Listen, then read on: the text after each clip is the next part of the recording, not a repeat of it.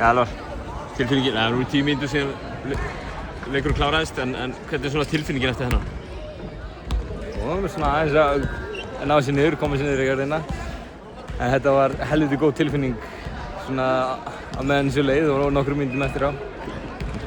Svona einstaklings þú sem að klára sóknarlega fyrir liðið, en rosalega elja hjá liðinu að vinna niður þetta forskot í fjórða leiklutunum og koma tilbaka.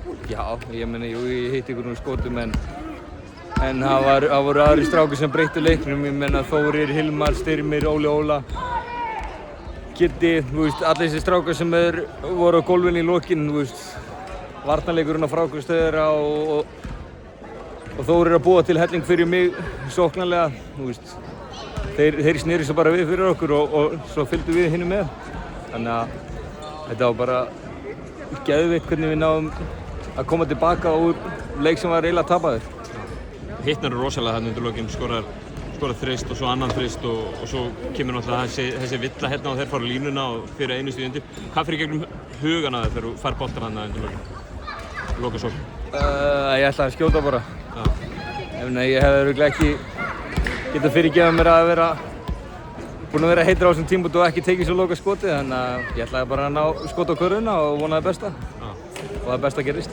Og nærði honum upp hérna. Það hefur nú iljað þér aðeins að ná honum upp og komast í þetta opna skot. Já, leið að ég sá körfuna og svona, ok. Þannig að ég hendi honum í áttina körfuna allavega og það var mikið léttir. En nú farið út og spila móti Litauen úti. Hvað þú veist, þetta lið hefur ferðast ágætlega á síðustu árum, þeir hafa verið góðir í seinni leikjum oft. Hvað þarf að gera til að ná í úrslit úti í Litauen? Bara koma okkur niður í jörðina, laga það sem við þurfum að laga og bara mæta með ennþá meira orkustig, við þurfum ennþá meira orkustig út af öllu.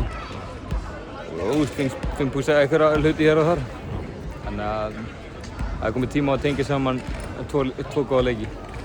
Kæra þakkir Elvar og góða ferð út. Takk fyrir það. Takk.